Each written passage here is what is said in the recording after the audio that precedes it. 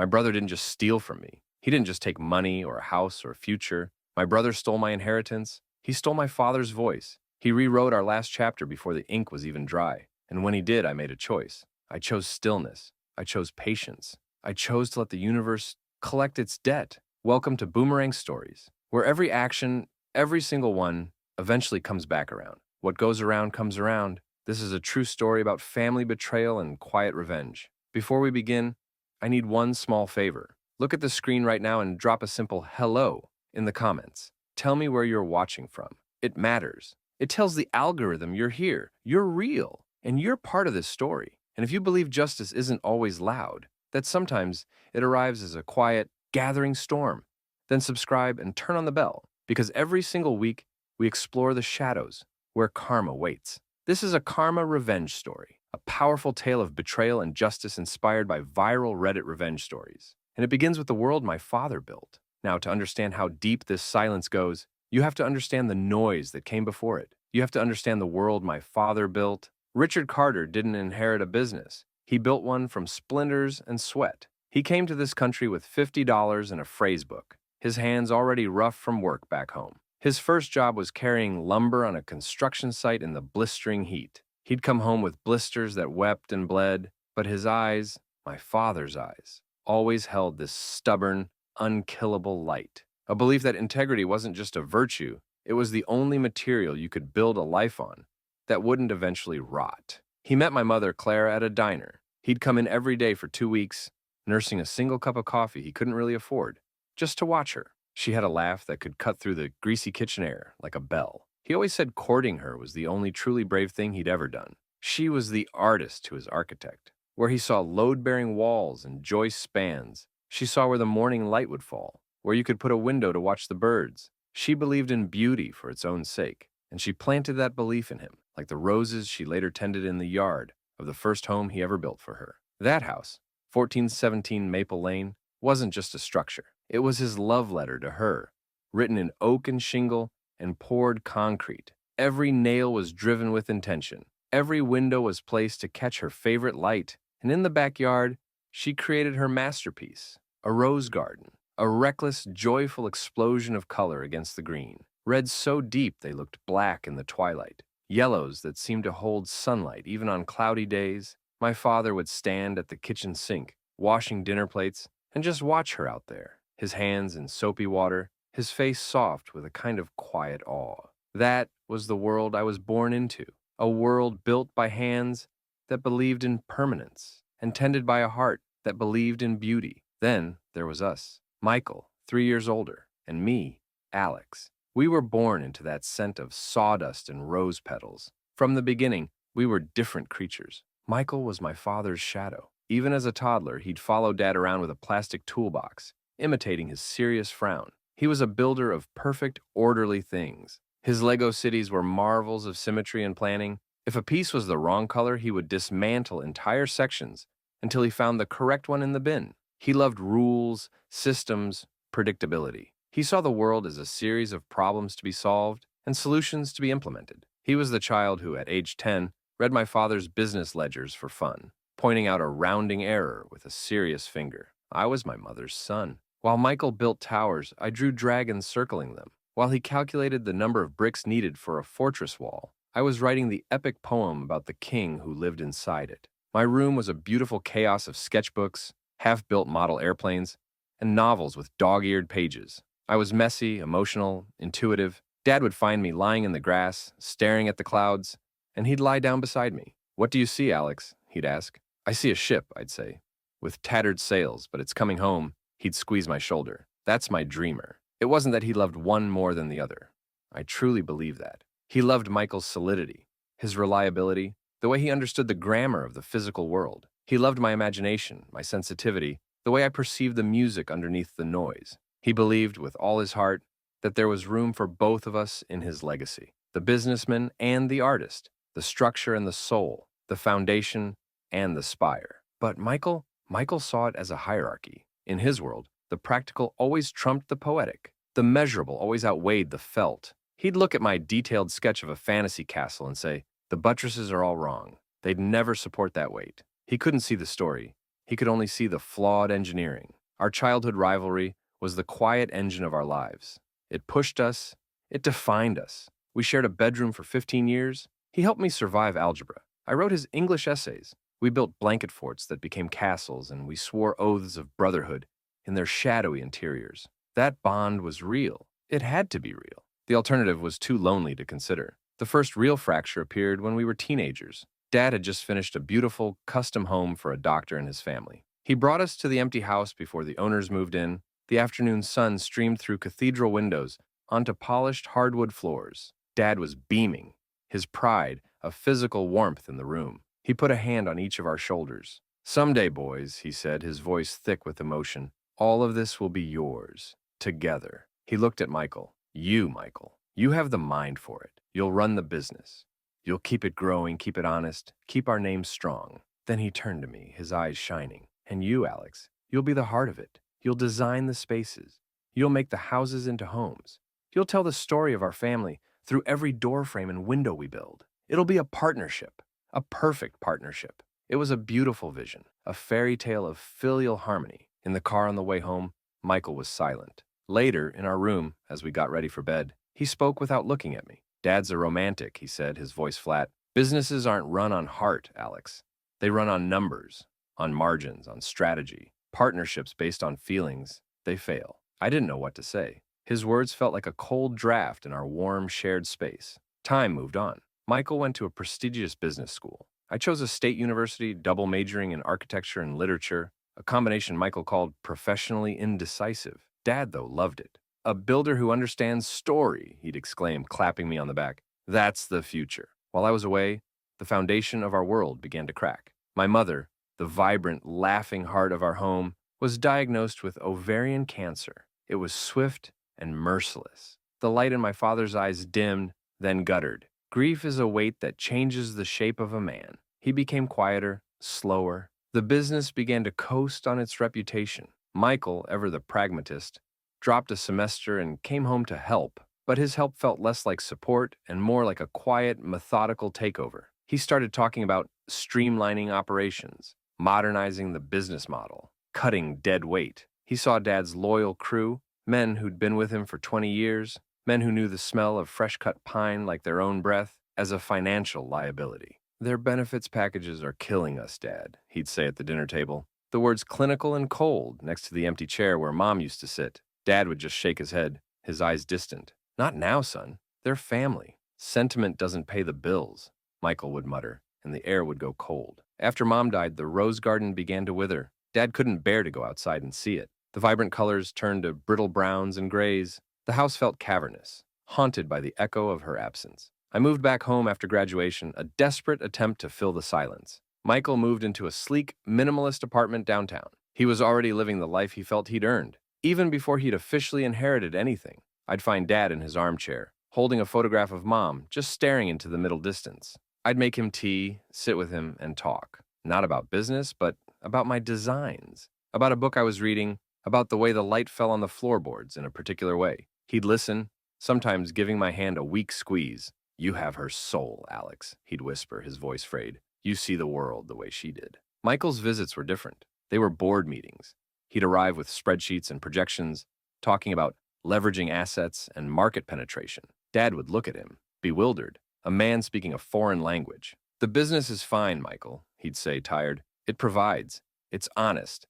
That's enough." "Honest doesn't maximize return on investment, Dad," Michael would reply, his tone leaving no room for argument. The chasm between Dad's world of integrity and Michael's world of ambition was no longer a crack. It was a yawning canyon, and I stood firmly on Dad's side, watching my brother on the opposite cliff, becoming less a sibling and more a stranger, a sleek, efficient predator, surveying a landscape he intended to own. Then, the earthquake. The fatigue Dad felt wasn't just grief. Tests, scans, the cold, clinical words, pancreatic cancer, stage 4. Our world shrank to the sterile, beeping landscape of hospital rooms. The scent of antiseptic replaced sawdust and roses. In his pain and fear and morphine haze, Dad became childlike, reliant, and Michael positioned himself as the sole competent adult in the room. He became the gatekeeper. I'll never forget the conversation in the harsh fluorescent light of the hospital corridor. Michael pulled me aside, his hand on my arm. It wasn't a comforting grip, it was a restraint. Alex, he said, his voice low and serious, I've taken power of attorney for Dad's finances. Medical, too. It just makes sense. You're too emotional right now. You need to be here for him. Let me handle the ugly stuff. The bills, the business payroll, the legal things. It sounded reasonable. It sounded in my shattered state like a relief. The thought of navigating insurance forms and tax documents while watching my father fade made me feel sick. Okay, I said, the word heavy with guilty gratitude. Thank you. But handling things quickly morphed into controlling access. Dad's having a bad day, no visitors, Michael would say, even to me. The doctor says he needs absolute rest. I'd push, desperate for 5 more minutes, and he'd give me that look, the patient, condescending look of a parent dealing with an irrational child. I'm thinking of what's best for Dad, Alex, not your feelings. I began to feel like a spectator at my own father's deathbed, a guest in the most sacred and terrible moment of my life. But there was one afternoon, a gift. The setting sun cut through the vertical blinds of his room, painting stripes of gold on the thin white blanket. The morphine was at a low ebb, and his eyes were clearer than they'd been in weeks. I had my playlist going. Miles Davis's Kind of Blue, his favorite. The haunting lyrical trumpet seemed to hang in the air between us. He turned his head slowly on the pillow. His hand, thin and veined, crept out from under the sheet. I took it in both of mine. Alex, he whispered, his voice the sound of dry leaves scraping on stone. The house. Maple Lane. He paused, gathering strength. Your mother's roses are probably all thorns now. A single tear traced the deep line from the corner of his eye to his temple. Promise me. Promise me you'll look after it. You'll bring it back to life. For her. I held his frail hand, feeling the fragile, bird-bone structure of it. My own tears were hot on my face. I promise, Dad, I choked out, the words a solemn vow.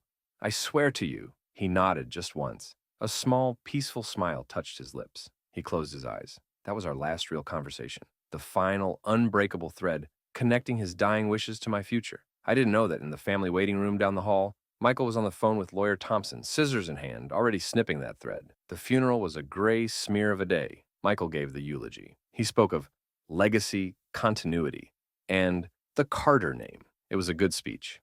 Well-structured, impactful. It sounded like the annual report of a moderately successful company. I stood in the back, my hand on the cold wood of the pew in front of me, listening to words that described a stranger, not the man who lay in the grass with me, to look at cloud ships. 2 weeks later, we sat in the oppressive silence of Thompson, Reed, and Smythe. The air was thick with the smell of lemon polish and old, settled dust. Michael sat across from me, a study in controlled composure. His suit was new, charcoal gray, and fit him like armor. His shoes were polished to a mirror shine. I was in a wrinkled button-down. Having fought with a tie, I could never get right. The leather chair groaned under me as I shifted, a sound of protest in the quiet. Lawyer Thompson, a man with kind eyes that now swam with a discomfort he couldn't hide, cleared his throat. The sound was like a gunshot in the silent room. The last will and testament of Richard James Carter, he began, his voice overly formal. Revised and executed on September 12th of this year. Revised. The word didn't echo. It detonated. A small, silent explosion that rearranged the molecules in the room. I felt the blood drain from my face. I looked at Michael. He was examining the cuticle of his thumb with intense focus. What followed was a meticulous, legalistic dismemberment of my life, my history, my promise. Article 1, Thompson read, avoiding my gaze.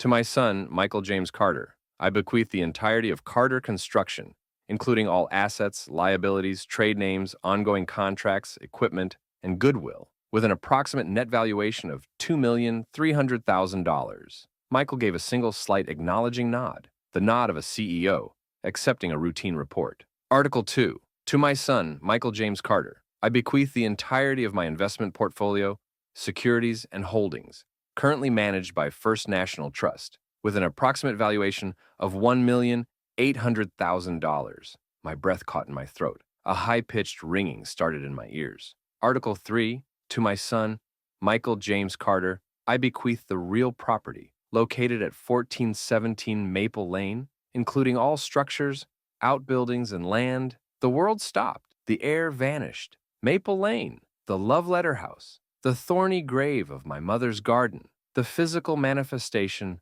of my sacred vow. It was being transferred, with a few clinical words, from my future to his asset column. Thompson's voice changed then. It softened, adopting a tone of paternal consolation that felt more brutal than the cold legal language. And to my son, Alexander Thomas Carter, he finally looked at me, and his pity was a physical weight. I bequeath my personal collection of wristwatches and my curated library of historical biographies in recognition of his reflective and intellectual nature. Reflective, intellectual, euphemisms, carved on a tombstone. The watches he never wore, because he told time by the sun and the ache in his back. The books I'd already read, curled in the window seat of the house I'd just lost. A consolation prize, a tip for the dreamer who couldn't be trusted with reality. The silence that followed was profound. It was the kind of family betrayal that redefines who you are. My inheritance stolen by my own sibling. I made myself look across the vast expanse of polished mahogany at my brother. Our eyes met. In his, I searched for anything.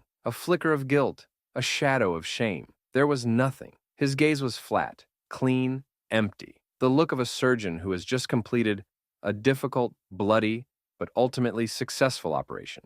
The tumor had been removed. The patient on the table was me. Outside, the sunlight was obscenely bright. It felt like a mockery. Michael lit a cigarette, the flame of his lighter, a tiny, violent flare in the daylight. He took a long drag, exhaling a plume of smoke that hung between us like a ghost. "Look, Alex," he said, his voice casual, almost bored. He still wasn't looking at me, his eyes on the traffic passing by. "It's what Dad wanted. He understood the real world. You're an artist. You're not built for this kind of responsibility. The business, the money, the house, it would have crushed you. This is protection, really. My brother stole my inheritance and called it protection." He took another drag. "I'll be generous. 20,000 from my own pocket to help you transition from son to stranger, from heir to observer. $20,000. A severance package for my birthright." I said nothing. Words were dust in my mouth. I turned, my movements slow and clumsy, and walked to my car. I sat in the driver's seat, hands on the wheel at 10 and 2, and stared through the windshield. I don't know how long I sat there. The anger didn't come as a fire. It came as ice, a vast glacial sheet forming in my chest, spreading through my veins, cold and deliberate and silent. For 3 days, I was a ghost in my rented apartment, the apartment I'd been living in temporarily, waiting for the inevitable move back to Maple Lane to fulfill my promise. I didn't eat, I barely drank. I paced the confines of the bland beige rooms, the walls feeling like they were closing in. I replayed every moment. The hospital corridor, Michael's confident, controlling tone, Dad's whispered, desperate plea, the flat, empty look in my brother's eyes in that lawyer's office. The options played out before me like bad theater. Option 1, the noble fight. Hire a lawyer, challenge the will, claim undue influence, spend the next 3 to 5 years in a vicious, public legal war, draining every cent of savings and emotional reserve I had. Drag our family's name, our father's good name, through the mud. And for what? The chances of winning were slim. Michael was too smart, too prepared. He'd lawyered the document airtight. He'd positioned himself as the responsible, clear-headed son for months. A judge would see a grieving, emotional younger brother lashing out at the stable, successful elder. I'd lose, and he'd love it. He wanted that fight. He wanted to publicly defeat me, to have his victory ratified by the court. Option 2 was quiet revenge. It emerged not in a flash of inspiration, but in the deep, cold quiet of absolute clarity. I saw his flaw, not as a weakness to be attacked, but as a force of nature to be channeled. It wasn't just greed. It was a pathological, insatiable hunger. A hunger for validation, for superiority, for the visible trophies of success. It was an emptiness in him so vast that no amount of possession could ever fill it. And now, with the keys to the kingdom, that hunger would be unleashed without restraint. It wouldn't just consume the inheritance. It would consume him, his judgment, his ethics, his very soul. I wouldn't fight the monster. I would simply open the cage, step back, and let karma work. This wouldn't be loud revenge. This would be pro-revenge of the quietest kind. I would give him all the rope in the world. My rage didn't disappear. It transformed. It sublimated from a hot, screaming thing into a cold, crystalline fuel. It became the energy source for a patient, precise, and silent engine. I wouldn't push the boulder onto him. I would point him to the cliff's edge, hand him a shovel, and whisper with absolute sincerity, "Dig for treasure here." So I picked up the phone. My hand was steady. I dialed his number and waited. When he answered, I made my voice thin, frayed, utterly broken. "Michael, it's me." A pause for effect. "You win. I'm not fighting. I can't. I just want peace. I want this to be over." I could hear it on the other end. The faint, almost imperceptible exhale of triumph. The settling of a crown. "Smart, Alex," he said, his voice dripping with magnanimous pity. Really, I knew you'd see reason. It's for the best. The 20 grand is yours. Try to be practical with it. The stage was set, the lights were up. He saw a conquered foe, a problem neatly resolved. I saw a lab rat entering a maze with no exit. The performance of my life began. I became the character he needed me to be, the admiring, slightly pathetic, eternally supportive little brother. His transformation into the caricature of a rich heir was swift and grotesque. The transition money I received became the down payment on a Porsche 911. His social media, once sparse, became a curated gallery of his new life. Michael at a black-tie charity gala, a faint, smug smile on his lips. Michael on the deck of a friend's yacht in the Caribbean, sunglasses hiding his eyes. Michael in a bespoke suit, standing in front of a half-built skyscraper. The caption, "Building the Future." Our father's life of sweat, calluses, and quiet integrity was being pixelated into a glossy advertisement for hollow success. I attended the housewarming party for his new mansion. Not our home, not Maple Lane. This was a cold, angular monument of glass and steel, all sharp edges and reflective surfaces. There was no rose garden. There was an outdoor living space, with a gas fire pit and furniture that looked too uncomfortable to actually use. He held up a crystal tumbler of ridiculously expensive single malt scotch. "To Dad," he toasted, his voice ringing through the cavernous living room. The hypocrisy was so thick I could taste it, metallic and sour, at the back of my throat. He sought me out, wanting to show off his newest toy, a Rolex Daytona with a face that probably cost more than my car. "Incredible, Michael," I said, leaning in with what I hoped looked like awe. I made my voice breathy with admiration. "It's perfect for you. You deserve every bit of this. After everything you did for Dad, after everything you're carrying, you deserve to enjoy it." He beamed, the expression transforming his usually calculated face into something momentarily boyish. He clapped me on the shoulder, a gesture of ownership as much as camaraderie. "You get it, Alex," he said, his voice low and satisfied. "You always did. You understand what it takes." And so, for months, I fed his ego with a silver spoon. I was studying him, learning his patterns for what would become the ultimate karma revenge story. I was his unwavering echo chamber. Every time he acquired a new toy, the sports car, the vintage wine collection, the ski trip to Aspen, I was there with the perfect affirming response. "That new development deal is huge. Dad would be so proud. A week in Tuscany? You've earned it, man. No one works harder than you. Selling the old warehouse property for that much? That's brilliant strategy." I could never have seen that. I studied him like an anthropologist, observing a rare and dangerous tribe. I learned his behavioral grammar, the way his eyes would lose focus, turning inward to some mental calculation when someone mentioned a dollar figure, the dismissive flicking motion of his hand when he talked about sentimental clients from Dad's era, the little old ladies who wanted their porches repaired, the young families Dad had given payment plans to. The business, under his command, was shedding its skin. It was no longer about building homes, it was a machine for extracting maximum profit. The soul was being evicted, and as I applauded from the front row, I watched, I listened, with the infinite silent patience of someone who understands the boomerang effect. He started, almost casually at first, to cut corners. It began with materials. "You know," he told me one evening over steak at an expensive restaurant, "the thermal rating difference between the code minimum insulation and the premium stuff is marginal. The client pays for premium, but they never know what's actually in the walls. The profit margin on that one choice?" He kissed his fingertips. "Beautiful." I nodded, chewing slowly. "Brilliant," I said. "It's just smart business." Inside, a cold note was made. Insulation. Substitution. Fraud. He began hiring crews of undocumented laborers, paying them cash under the table. "Independent contractors," he called them with a knowing wink. "No benefits, no insurance headaches. They're happy for the cash." He stopped pulling permits for smaller jobs, dismissing them as red tape that just slows honest work. He got sloppy. His arrogance, fed daily by my false admiration, became a blindfold. One night at his house, deep into a bottle of bourbon, he got giddy. His guard, usually so meticulously maintained, slipped. "You want to know the real game, Alex?" he slurred, leaning in close. I could smell the alcohol on his breath. "It's not the buildings. The buildings are just the box. The real treasure is in moving the money. Offshore accounts. Beautiful, clean, digital. The government, they want their pound of flesh, but they'll never see a dime of Dad's money.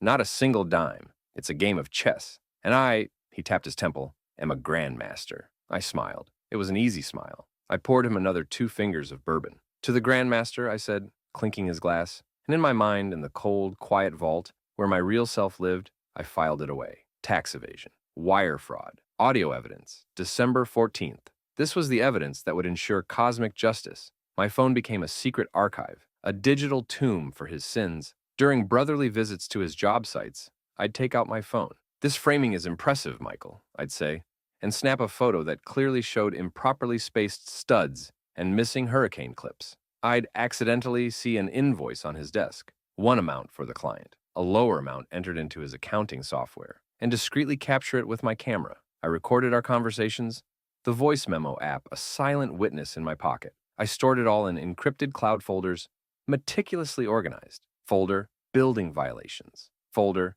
financial fraud. Folder, consumer complaints. It was a ghost of his corruption, taking shape in the digital ether. I was documenting everything for the moment when justice would be served. His greed was a furnace, and I, his trusted brother, was his most reliable coal stoker. When the first signs of trouble appeared, a lawsuit from a client over a leaking roof, a nervous call from a bank loan officer, I was ready with the perfect poisonous advice. "They're just jealous, Michael," I'd say, my voice full of brotherly indignation. "They see your success, and they want to tear you down. You can't let the small minds win. You know what would really shut them up? Go bigger. Take that big loan. Win that multi-million-dollar city contract for the new community center. That's the kind of win that makes all the critics vanish. It shows everyone who's really in charge." He'd ponder this, his ego thirsting for the validation. "You think?" "I know," I'd say, with absolute conviction. "It's what Dad would have done. Think big." He took the bait. He leveraged everything, the business, the mansion, even our childhood home on Maple Lane, which he now saw purely as collateral, to secure a massive public works contract. It was a contract far too large, far too complex, for his hollowed-out, corner-cutting company. The pressure was immediate and immense, and the corners he cut now weren't just corners. They were canyons. He used the cheapest concrete mix, resulting in foundational cracks within weeks. He ignored safety protocols, leading to a near-catastrophic crane incident. He bullied and threatened building inspectors, creating a cloud of resentment and suspicion around every site. Quality evaporated, morale cratered, and I just watched the cracked spiderweb across the edifice of his life. I was a silent geologist, monitoring the inevitable seismic event. Then came the moment that severed the last, fraying thread of my hesitation. Christmas Eve. He'd had too much eggnog, spiked with his expensive bourbon. The room was full of our few remaining extended family members and his new, shiny friends. The ghost of Christmases past, of Mom's cooking, Dad's terrible jokes, the scent of pine and gingerbread, hung in the air, a painful contrast to the sterile, expensive decorations. He was holding court, his voice loud and commanding. His eyes swept over the room, over the few family photos he hadn't replaced with abstract art. A look of pure contempt twisted his features. "All this nostalgia," he announced, his words slightly slurred. "It's a weight. It holds you back. Sentiment is a tax on progress." He refilled his glass, sloshing liquid onto the pristine white rug. Perfect example. That old mausoleum on Maple Lane, prime in-town real estate, sitting on a gold mine of equity, and for what? Memories? He snorted. "I'm listing it in January. Get it sold. The new owner will probably tear it down, put up a nice, profitable duplex. I'm squeezing every last dollar out of that dirt. The house. My mother's roses, now just thorns. My father's love letter. My sacred deathbed promise." He wasn't just selling an asset, he was pissing on their graves and calling it business. That was the line. The moment I decided the Boomerang effect needed a helping hand. The final, irrevocable line. The next morning, in the cold, clear, hungover silence of my apartment, I sat at my computer. The gray winter light was unforgiving. I felt nothing. No hot rage, no cold fury. Just a sterile, surgical focus. I opened the encrypted folders. I began to compile. It took me 3 hours. I created 2 dossiers. Dossier 1 was for the IRS Criminal Investigation Division. It contained scans of bank statements showing unexplained transfers, a spreadsheet with dates, amounts, and the offshore account numbers he'd drunkenly bragged about, and the crown jewel, an audio file clean and clear of his voice saying, "The government will never see a dime of Dad's money." Dossier 2 was for the State Contractor Licensing Board and the Attorney General's Office of Consumer Protection. It contained the photos of code violations, dated and geotagged, copies of the double invoices, a list of unlicensed independent contractors with dates of employment, summaries of the unresolved client complaints he'd brushed aside. I wrote 2 emails, no subject line, no greeting. The first read, "Evidence of potential tax evasion, wire fraud, and money laundering by Michael James Carter, Carter Construction LLC, Attached Dossier 1. The second read, Evidence of Systematic Building Code Violations, Fraudulent Business Practices, and Consumer Fraud by Carter Construction, LLC. Attached Dossier 2. I used an anonymous, encrypted email service I'd set up months before. I routed the connection through multiple VPNs. There would be no digital fingerprint, no IP trail, no metadata leading back to a grieving brother in a rented apartment. I was a ghost, delivering a verdict. This was pro-revenge, but it was also simply the truth, finally being told. My cursor hovered over the send button for a full minute. I didn't think about Michael. I thought about my father's hand, fragile in mine. I thought about my mother's laugh. I thought about the promise I couldn't keep. I didn't feel like an avenger. I felt like a scribe, finally recording the truth that had been written in invisible ink for years. This true story was about to become public record. I clicked it twice. A soft, digital whoosh. The sound of a boomerang, finally released from the hand after a long, long wind-up. The sound of letting karma work. Then came the hardest part, the waiting. True, cosmic karma is never fast. It is meticulous. It gathers its own evidence. It allows the target to walk deeper into the maze, to furnish their own prison cell, to polish the bars until they shine. For 3 months, nothing happened. Life continued. Michael listed our childhood home. The for sale sign on Maple Lane was a fresh wound every time I passed it. He was embroiled in the chaotic, behind-schedule mess of the community center project, but outwardly, he was still the confident mogul. I continued my role, my conversations with him full of fake concern and bolstering lies. Then, the first tremor, an official certified letter arrived at his office.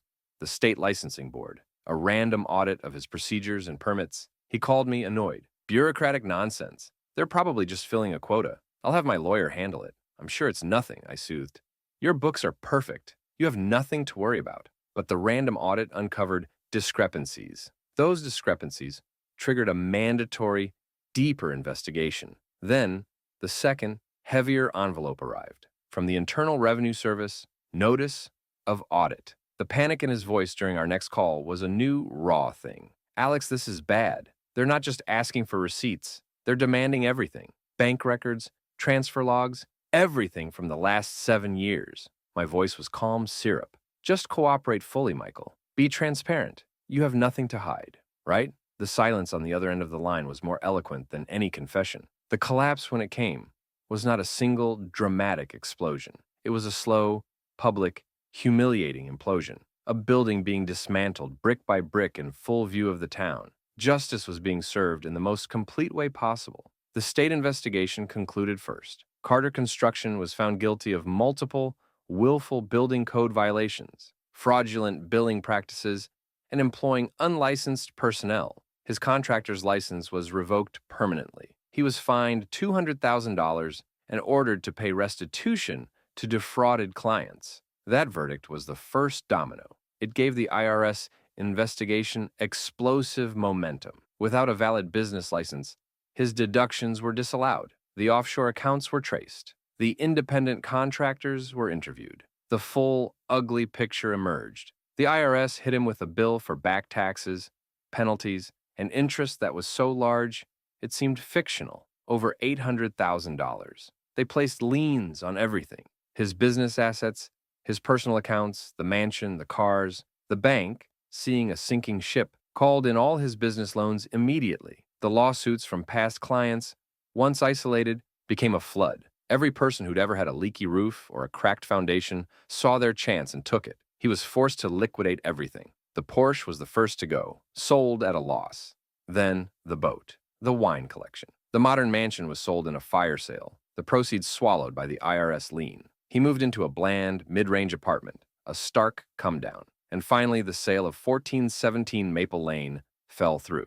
The title was too clouded with liens and legal trouble. He had to sell it to a speculative developer for a fraction of its value, just to generate some cash. Everything he built on the foundation of stolen inheritance was crumbling. The day the new owner's construction crew arrived to begin demolition, I drove by. I parked down the street and watched. A large excavator, its yellow arm looking like the claw of some mechanical insect, took the first bite out of the roof. The sound of splintering wood and cracking shingles carried on the winter air. It didn't sound like destruction to me. It sounded like a release. The house, my promise, it was all gone. Not with a bang, but with the groan of timber and the crunch of plaster. I watched until the rose garden, long dead, just a tangle of brown, was finally buried under a cascade of broken lath and siding. Then, I started the car and drove away. I never looked back. For months, there was only silence, the kind of silence that settles after a long storm. Then, one rainy Tuesday night, my phone rang. A blocked number. I knew who it was before I answered. I let it ring 3 times. "Alex, it's me." His voice was unrecognizable. It was thin, frayed, stripped of every ounce of its former power. It was the voice of a man standing in a hollowed-out shell. I'm at a Motel 6, off the interstate, room 112, a shaky, wet inhale. Sarah left 3 months ago, took the kids back to her parents in Ohio. She emptied the last joint account. Another pause, filled with the distant hum of highway traffic through the phone. The bankruptcy is final. They took everything. The business is just a name in a court file now, a cautionary tale. I can't get a license anywhere. My name is, it's poison. I said nothing. I listened to the hum, to his ragged breathing. I have nowhere to go, Alex. The words were a whisper now, crumbling at the edges. I've been doing cash jobs, day labor, my back. I'm not built for it. A hollow, broken sound that might have been a laugh. I have $300 to my name. You're my brother. I let the silence stretch. It was a vast, cold plain between us. I saw it all, projected on the dark ceiling of my own apartment. The Lego cities, the shared bowl of popcorn during Saturday morning cartoons, the way he'd defend me from bullies in the schoolyard. Then I saw the hospital corridor, his restraining hand, the lawyer's office, his empty eyes, the sneers he called our home a mausoleum, the phantom scent of my mother's roses, now dust under a bulldozer's tread. I took a slow, deep breath, the breath of a man surfacing from very deep, very dark water. "Michael," I said. My voice was calm, clear. It held no anger, no pity, no warmth. It was simply a statement of fact, spoken into the void he had created. "Dad would have been so disappointed in you." I didn't hang up. I pressed the end button, a soft, final click. There was no cinematic closure, no dramatic music, just the quiet of my own living room and the slow, steady beating of my own heart. The story, our story, was over. Justice had been served. The boomerang had completed its arc. What goes around comes around. It hadn't returned to my hand, bringing back what was stolen. That was never the point. It had returned to him. He launched betrayal, greed, and a profound contempt for everything that wasn't a dollar sign. And after its long journey through the atmosphere of consequence, that is exactly what landed back at his feet. Not money, not property, but the pure, isolated essence of his own choices. Nothing. Cosmic justice in its purest form. He is, I've heard through the withered family grapevine, still out there, drifting, a ghost of his own making. The hunger that drove him never filled. It only hollowed him out until he was indistinguishable from the emptiness he chased. This is the quiet revenge, the patient justice, the karma story that proves actions have weight, the kind that doesn't scream for attention, but waits in the shadows you create for yourself until the day you finally walk into them and find there's no way out. If this story, this long, quiet tale of a debt the universe collected, resonated with you, then I need you to do something important. First, let this story sit with you for a moment. Then, tell me what you feel. Did I do the right thing? Could you have shown that patience? Or would you have cracked? Drop a comment below. Just a few words. He got what he deserved. Or, this was chilling. Or even just, hello from Chicago. Every single comment you write is a signal. It tells YouTube that this story sparks something in a real person in a real place. It tells the algorithm to show this to others who need to hear it. So please, take that second. Let me know you're here. And second, this is the most powerful thing you can do if you want more stories like this. Hit the subscribe button and tap that notification bell. By subscribing, you're not just adding another channel to a list. You're joining a community that believes actions have weight. You're telling me you want to explore, every single week, the shadowy paths where karma walks. You're ensuring you never miss the moment when the next boomerang is thrown, or the moment, years later, when it finally comes whistling back. Your subscription is your vote. It's you saying, yes, more stories like this, more deep dives into consequence, more quiet storms. It's what allows me to keep searching for these true tales and bringing them to you with the care and gravity they deserve. So if this journey held you, if you felt that cold, satisfying click of cosmic justice at the end, please subscribe, ring the bell, join us. This has been Boomerang Stories. I'm your narrator. Remember, every action casts a shadow, and no matter how fast you run or how high you build, that shadow is always keeping pace. It's only a matter of time before you have to turn and face it. Until next time.